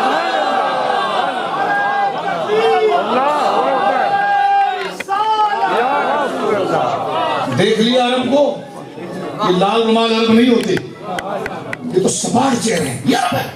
میں نے کہا تم نے خارجیوں کو دیکھا، عرب کو نہیں دیکھا۔ میں عرب میں رہا، ایک دوسرے کہنے لگا میں عرب میں رہا 20 سال، میں نے یہ کبھی چلا کے نہیں دیکھا۔ میں نے کہا تو وہاں تو پنچر لگا تھا، تم عرب میں پاسپورٹ دکھا، پنچر لگا یہاں پر، ہم دھملی کرتا ہے تو ہم کو ڈراتا ہے، ہم نے عرب، ابے میں نے کہا عرب تم نے ویزا لگا کر دیکھا، ہم نے قرآن کی آیتوں میں دیکھا ان کو، سبحان اللہ، ہم نے بخاری کے صفحوں پر دیکھا انہیں، مصطفیٰ کی بارگاہ میں حاضری سیرت کے دوران دیکھا ہے۔ جن چوڑوں کو تو نے دیکھا ہے وہ چوڑے ہیں، اور جس علی کو ہم نے دیکھا ہے وہ عرب مطلق۔ کوئی روب میں آنے کی ضرورت نہیں، اور ہم کے امام ہے، میں نے کہا چپ کر کے بیٹھا ہم کے امام ہے۔ مروان کہاں کا تھا؟ بیت المقدس کا امام تھا، وہ بھی تو ہم کا امام تھا، اور ہمارے علماء نے کہا پکا لڑکی تھا وہ، حضرت حسن کو گالیاں دیتا تھا وہ، امام حسین کو گالیاں دیتا تھا، بخاری اٹھا کر کے کتاب الجنائز اور کتاب الحج گالیاں دیتا، حضرت عائشہ کی توہین کرتا تھا، صحابہ کی توہین کرتا تھا، یزید کا دلال تھا، عثمان غنی کے قتل میں اس کا ہاتھ تھا، یزید کو خلیفہ بنانے میں اس کا ہاتھ تھا، اس کا باپ اتنا بڑا بدبخت تھا کہ سرکار اپنے حجرے میں تھے اور وہ خبیث دروازے کی کناریوں سے دیکھ رہا تھا. سرکار نے فرمایا نکالو اس لعنتی کو یہاں سے. اتنا بڑا گناہ ہوا زمین پر کسی بندے نے نہیں کیا ہوگا جو حکم نے کیا. سرکار کو دروازے کی کناریوں میں سے سرکار اب موجود اپنے حجرے کے اندر اور دروازہ بند ہے. وہ خبیث دروازوں کی جھیریوں میں سے حضور کو دیکھ رہا تھا. سرکار نے فرمایا نکالو اس خبیث لعنتی کو مدینے سے باہر. یہ مروان ہے اور تھا پکا مسجد نبوی کا. اللہ اکبر. میں نے کہا مسجد نبوی کی ادب کرتے ہیں, ادھر یزید کے گھوڑوں کی ادب نہیں کرتے. داری میں اٹھا کر دے پوری مسجد کو یزیدیوں نے گھوڑوں سے بھر دیا تھا. ہم گھوڑے اور یزید کے گدھوں ڈنگروں خچروں کا ادب نہیں کرتے. ہم ان عرب والوں کا ادب کرتے ہیں جو عمر کا بیٹا ہے اور قریشی ہے, عدنانی ہے, اصل النسل ہے, عربی ہے. جب جاتے ہیں رسول اللہ کے روزے پر تو شاگردوں کو کہتا نہ مزار شریف پر نہیں, چلو حضور کے ممبر پر. سبحان اللہ. قاضی آج اٹھا کر دیکھیں ممبر پر آ کے. یہ اہل عرب کا مزاج بتا رہا ہوں میں. سبحان اللہ. کس کا؟ عبداللہ متاثر عرب سے تشریف لائیں. ان سے ڈائریکٹ پوچھیں عرب سے تشریف لائیں. وہی حضرت القمہ والا. ان سے پوچھا سیدی شہداء کے روزے پر جا کر میں نہیں جانتا. تو میں نے کہا چلو دفعہ یہاں سے تمہاری کیا ضرورت. جب تمہارے آقا کو نہیں مانتا تیری عزت تو تھی اس وجہ سے. تیری عزت تو تھی ان کی وجہ سے. اگر تو ان کو نہیں مانتا تو تیری گاڑی کو ہم نے چاٹنا ہے, تیری سندوں کو ہم نے دیکھنا ہے. توجہ رکھے میرے دوست, اور بات ختم کر رہا ہوں یہاں پر. حضرت عبداللہ ابن عمر رضی اللہ تعالی عنہ وارضاہ عنہ عربی النسل ہیں, حضور کے خاندان کے چھٹی پشت میں حضور سے جڑتے ہیں. سبحان اللہ. چھٹی پشت میں حضور سے جڑتے ہیں. سبحان اللہ. چھٹی پشت میں حضرت مرہ جو 8ویں پشت کے دادا ہیں حضور کے. سبحان اللہ. حضرت مرہ 8ویں پشت کے دادا ہیں حضور کے. ان کے 3 بیٹے ہیں, کلاب, عدی, تیم. کلاب سے میرے آقا تشریف لائے. سبحان اللہ. تیم سے سیدنا صدیق اکبر آئے اور عدی سے حضرت فاروق اعظم آئے. 7ویں پشت میں جا کر حضرت کے نبی پاک کے شجرے سے جڑ رہے ہیں حضرت عمر. ان کے شہزادے حضرت عبداللہ ابن عمر, عربی النسل, عدنانی, قریشی. بولو سبحان اللہ. ابے ان سے بڑا عربی کون ملے گا؟ تم ایسی روال کی مجھے بھاگتے ہو جن کے نسب کا کچھ نہیں پتا کہ کہاں کے. یہ تو اصل النسب ہے, ثابت النسب ہے, عالی نسب ہے, قریشی النسب ہے, عدنانی النسل ہے. خاص سرکار کا خون ہے ان کے اندر. بولو سبحان اللہ. سرکار کے دادا کا خون ہے ان کے اندر. ان سے بڑا کون عربی ہوگا؟ بولو سبحان اللہ. پھر کھینچا دل, پھر اٹھا ولولائے یاد مغیلان عرب. میرے امام نے ایسا تو نہیں کہا. میرے امام نے عرب کی تعظیم کی ہے, نجدیوں کی نہیں, خارجیوں کی نہیں. اور عرب کی بھی تعظیم مصطفیٰ کے جوتوں کی وجہ سے ہے. جو مصطفیٰ ہی کا نہ مانے. اور میں آپ کو ایک لطیفہ سناؤں. ہمارے وہاں پر طالبان کے ایک سپورٹر ہیں مولوی عبدالحق صاحب. وہ مر گئے. ان کا باپ, اس کا بیٹا ہے سبیل حق, بڑے طالبان کے سپورٹر ہیں, خوب سپورٹ کرتے. تو حرم کا امام بھی آیا تھا ہمارے وہاں 7 دن کے لیے, کیونکہ بولے کعبہ بچاؤ, کعبہ بچاؤ, کعبہ بچاؤ, پاکستان کی فوج چاہیے, کعبہ بچاؤ. میں نے کہا کیوں؟ جب کسی مزار پر دھماکہ ہوتا تو تم کہتے کیا ولی بچا نہیں سکتا؟ تو میں نے کہا کعبہ تو اللہ ہی بچائے گا, تم یہاں کیا کرنے آئے ہو؟ 1.5 ارب ڈالر دیا, کعبہ جاؤ غریب, کعبہ بچاؤ. میں نے کہا کعبے کو کوئی نہیں مارتا, تمہیں مارے کیونکہ تم نے پہلے والوں کو مارا ہے. تو یہ تو مقافت اللہ, مطلب کعبے کو کون گرائے؟ کعبے کا کوئی خطرہ نہیں ہے. سمجھ لیں میری بات آپ؟ اور وقت فتنہ ہی بات کرنے میں مزہ آتا ہے میرے دوستوں. سنو, حضرت عبداللہ ابن عمر رضی اللہ تعالیٰ جو عربی النسل ہیں, حضرت عمر کے بیٹے ہیں, قریشی ہیں, سرکار کے خاندان سے ہیں. عشق دیکھیں ارے عرب کا. سبحان اللہ. میں نے ابھی آپ کو کہا نا مجنوں بھی عربی کا تھا, لیلا بھی عرب ہی کی تھی. عشق مجازی بھی وہاں پر منسوب ہے, عشق حقیقی بھی منسوب ہے. اور مجھے کہنے دیجئے عرب کے تو دشت و صحرا بھی مٹھاس سے بھرے ہوئے ہیں. وہاں خشکی کہاں ہے؟ وہاں خشکی کا, وہاں خشکی تو اس بھیڑیے کے منہ پر ہے جو مسجد نبوی چیخ رہا ہوتا ہے. اس کے منہ کے اوپر ہے, اس اندھے کے منہ کے اوپر ہے جس کو چھری سے ٹھوک کر آنکھیں اندر کر دی گئی ہے. جیسے آگ کا سوراخ پیشی سے کس نے نہیں مارا. آپ عرب والوں کو دیکھتے ہیں تو دیکھیں نا کبھی حضرت ابو ہریرہ کے چہرے, حضرت علی کے چہرے کو دیکھیں. میرے دوستو, حضرت عبداللہ ابن عمر رضی اللہ تعالیٰ عنہ ایسے عاشق ہیں عرب کے, مصطفیٰ کے ایسے غلام ہیں کہ سرکار کے روزے پر جا رہے ہیں. روزے پر نہیں جاتے, پہلے حضور کے منبر پر جاتے. آپ جب عمرے پر جاتے کسی ناخواں کو ساتھ لے جاتے, نہیں لے جاتے تو کوئی مل جائے تو اس کو کہتے ہیں ذرا کرن تو پیدا کر, کرن تو پیدا کر. تو وہ پڑھتا پھر کون پوچھے تیری بات رضا, اس گلی کا گدا ہوں میں جس میں مانگتے تاجدار پھرتے ہیں، تو آپ کے دل میں خیال پیدا ہو تو میں ایسی مجلس میں آیا اور اس میں حضور کی محبت کا سمندر دل میں جوش ہوا. آپ جب سے کچھ نظرانہ نکالتے کہ پکڑ بیٹا تیرا تو کام ہوا، اب میرا بھی کام ہو گیا. جا جانا ہے تجھا، اب میرا کام ہوا، اور آپ روانہ ہوتے ہیں. کیا مطلب؟ اس کی منزل یہ ہے کہ محبوب کی بارگاہ میں جائیں تو دل غافل نہ رہے کہ تیری وحشتوں سے دل مجھے کیوں نہ آر آئے، تو انہی سے دور بھاگے جسے تجھ پر پیار آئے. تو عاشق پہلے چنگاری بھڑکانے کے لیے یادوں کی جگہوں پر، یادگاروں پر جاتے ہیں جہاں سے محبوب کا کمال ظاہر ہو، محبوب کی یادیں تازہ ہو، اور پھر آپ کے وجہ منیر کے قریب جائیں. یہ طریقہ بریلی والوں کا، بدایوں والوں کا، سرہند والوں کا، گورڑا والوں کا بعد میں ہے، یہ ملائی عرب والوں سے ہے. حضرت عبداللہ ابن عمر صحابی رسول ہیں، سرکار کے خاندان کے ہیں، قریش الاسر ہیں. جب سرکار کی مزار شریف پر جاتے ہیں تو ڈائریکٹ مواجہ شریف پر نہیں جاتے. بولو سبحان اللہ.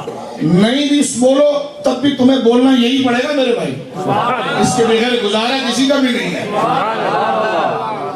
یہ ڈرو گیری سب یہاں رہ جائے گی، کام جو آئے گا وہ صرف اس کے مصطفیٰ ہے. ہم فلانے پر، میں آپ کو ڈانٹ نہیں رہا، بات بتا رہا ہوں تاکہ پورا خمار اترے دماغ سے. سنیں میرے دوستو، حضرت عبداللہ ابن عمر حضور علیہ السلام کے منبر پر جاتے، قبر پر نہیں. کہاں جاتے بولیے؟ بولو زور سے. کہاں جاتے؟ کہاں جاتے؟ اور پھر منبر پر ہاتھ پھیرتے.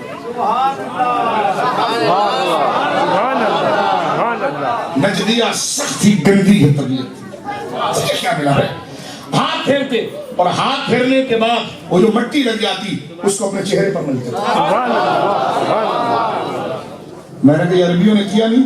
کیا. تو میں نے کہا مانتا کیوں نہیں؟ میرے امام نے کہا افر منکر یہ بڑا جوش تعصب آخر، بھیڑ میں ہاتھ سے کم وقت کے ایمان گیا. ابے میرا مرید نہ بن، مصطفیٰ کا عاشق تو بن. مجھ سے چڑھ رہا تو چڑھ جا، لیکن مصطفیٰ کا غلام تو بن. صحابی رسول میری مائیں سنیں، ہاتھ پھیرنے کے بعد وہ مٹی جو ہاتھ پر لگ جاتی اس کو چہرے پر پھیرتے. شاگرد کہیں ہنسے نہ تو کہتے ہیں آقا بیٹھتے تھے، آقا بیٹھتے تھے یہاں تو طیبہ نہ صحیح افضل، مکہ ہی بڑا ظاہر. ابے ہم عشق کے بندے ہیں. مجھے کراچی میں کہا عشق کے بھی بندے ہوتے ہیں. میں نے کہا تمہارے وہاں دیو کے ہوتے ہیں؟ دیو کے ہوتے ہیں تمہارے وہاں؟ تمہارے وہاں دیو کے ہوتے ہیں. تجھ سے دیو خوش ہے تو میں کیا کروں؟ ہم سے راضی ہے خدا پھر تجھ کو کیا؟ تیری دوزخ سے تو کچھ چھینا نہیں، خود میں پہنچا رضا پھر تجھ کو کیا؟ ہم عشق کے بندے ہیں، کیوں بات بڑھائی ہے؟ بات ختم. ایک پیغام سن لے، جانے کے بعد کوئی تقریر سنے گا. بہت غصے میں بول رہے تھے، بہت اونچا بول رہے تھے. آپ کم سے کم یہ پوچھئے گا کس کے بارے میں بول رہے تھے؟ بہت غصے میں بول رہے ہیں. کہا وہ تو 4 گھنٹہ کرسی پہ بیٹھے رہتے کسی سے نہیں بولتے. یہاں کو غصے میں کہا جی غصے میں بول رہے تھے. تو آپ پوچھے کس کے بارے میں، کس پہ غصہ کر رہے تھے؟ نہیں بس آپ بتائیں گے. آپ کم سے آپ ڈائریکٹ نہیں بولا نہیں ہمارے وہاں بھی 1.5 شانے ہوتے ہیں. ہاں یہ تو غصہ عالم کو غصہ کا. تو میں نے کہا یہ دروازے بند کر کے تم اتنے غصے میں چوروں کے سوچ کر دروازہ کھولا. آئے وہ اندر آئے، تجوری کھولے، لے جا. اتنا غصہ چور سے گاڑی کو بھی لاک کر دے. کتنے تنگ نظر ہوتے تھے یار. ہم سے لوگ کہتے بڑے تنگ نظر، بڑے مرتشد، کچھ نہیں سمجھتے، بہت ڈھیٹ ہے. تو میں نے کہا تم سے بڑا ڈھیٹ کون ہے دنیا کے کتے؟ دکان تو اپنی دکان کو تالا لگا کر آتا ہے، گاڑی کو بند کر کے آتا ہے، دروازے کو وہاں بند کرتا ہے. تو تیرے سے بڑا کوئی متشدد نہیں ہے؟ بیچارہ چور آئے اگر لے گیا 10-15 لاکھ یورو تو کیا بیچارے کو کیا ہوگا؟ غریب آدمی ہے، لے گیا. وہ تیری 5 لاکھ یورو کی کار لے گیا، بیچارہ آدمی تھا. آپ بولیں گے بھائی کیا کر رہے ہو؟ بیچارہ میری ساری دولت. تو میں نے کہا وہ بھی اسی طرح ٹھگ مار بیچارہ ہوتا ہے. اللہ رسول کی بات سن. وہ ہمارے وہاں قصائی ہوتے ہیں، قصائی قریشی قصائی. وہ بڑے بھولے ہوتے ہیں، ان کی اردو بڑی مختصر ہوتی ہے، وہ چھوٹی میں بہت بڑی بات کرتے ہیں. جب بیٹا ان کا بچپن میں ایک خاص بات بولتا ہے نا تو لفظ پر نہیں بولتا میں، تو پھر وہ مٹھائیاں بانٹتی ہیں. بیٹا کامل ہو گیا. تو ان کے اندر ایک معیار ہے. تو میں ان کے وہاں کبھی کبھی رہا، امام بھی رہا ایک ساتھ. تو مجھے کہنے لگے صاحب بڑا عجیب مسئلہ ہوا. کہنے لگے کیا؟ کہنے لگے مجھے وہ لے گئے تبلیغی، کہنے لگے اللہ رسول کی بات سنو. میں نے کہا بھائی عجیب آدمی، اللہ رسول کی بات سنو. تو ہم تو نہیں سنیں گے، ہم تو نہیں سنیں گے. بھائی اللہ رسول کی بات سنو. تو کہا میں نے تو غیبان پکڑ لیا. ابے جب دو بات کر رہے ہیں تو کیوں بات سنوں میں؟ اب اس کی سمجھ کتنی تھی سن کے میں نے کہا تُونے بے وقوفی میں بھی کمال پا لیا، تو نے بے وقوفی میں بھی کمال پا لیا. بولے اللہ رسول بابا ہے تو کر اللہ رسول کی بات سنے. کیسے سنے اللہ رسول کی بات؟ اب وہ وہاں سے سمجھ رہا تھا. سمجھ رہے آپ؟ اسی طرح نے کہا بھائی نیاز کرو اللہ کی نیاز. ابھی بولے اللہ تو بے نیاز ہے، اللہ کی نیاز کی کیا ضرورت ہے؟ تو کبھی کبھی بھولا آدمی جو ہوتا ہے نا جس پر فیض ہوتا ہے تو اپنا عقیدہ بولیے. تو کوئی بڑا بہت سخت بول رہے تھے. آپ مجھے کس کے بارے میں بول رہے تھے؟ تو جب نہیں بولے تو پھر آپ ذرا گردن دبا دے بولو کس کے بارے میں بول رہے تھے؟ کہہ رہے تھے گستاخوں کے بارے میں. تو میں تیری بیٹی بھی نہیں واپس. کیا بات ہے؟ انہیں کوئی خاندان کوئی رشتے کرنا ہے تو سے. ابھی گستاخوں کو سب نہیں بولیں گے تو پھر کس کو سب بولیں گے؟ پھر آپ میں سے کوئی اٹھے گا لیکن وہ خوش ہو کر بھی کچھ کہہ رہے تھے. خوش ہو کر بھی کہہ رہے تھے، دعائیں بھی دے رہے تھے. تو کہا وہ کس کو دے رہے تھے؟ کہ اے مصطفیٰ تیرے چاہنے والوں کی خیر، تیرے گنبد سے محبت کرنے والوں کی خیر ہو. اے مصطفیٰ تیری نعتیں پڑھنے والوں کی خیر ہو. اے مصطفیٰ تیری عظمت بیان کرنے والوں کی خیر. پیدا نہ صحیح افضل مکہ ہی بڑا زاہد، ہم عشق کے بندے ہیں پھر کیوں بات بڑھائی ہے. یہ سارا ثواب حضرت سواد نقالی گروہ کو بھیجتے ہیں. وقت نہیں رہا، پھر کبھی موقع ملا تو پھر کیونکہ ہمارا واقعہ ایک ہوتا ہے بات بہت لمبی ہوتی ہے. اللہ رب العالمین جل وعلا ان بزرگوں کے قدوم میمونت سے ہمیں وابستہ رکھے. مرنا سب کو ہے، اللہ اہل حق کے ساتھ مارے اور ان کے نام پر مارے جن کے نام پر بندہ مرتا نہیں ہے، ہمیشہ زندہ ہو جاتا ہے. واخر دعوانا الحمدللہ.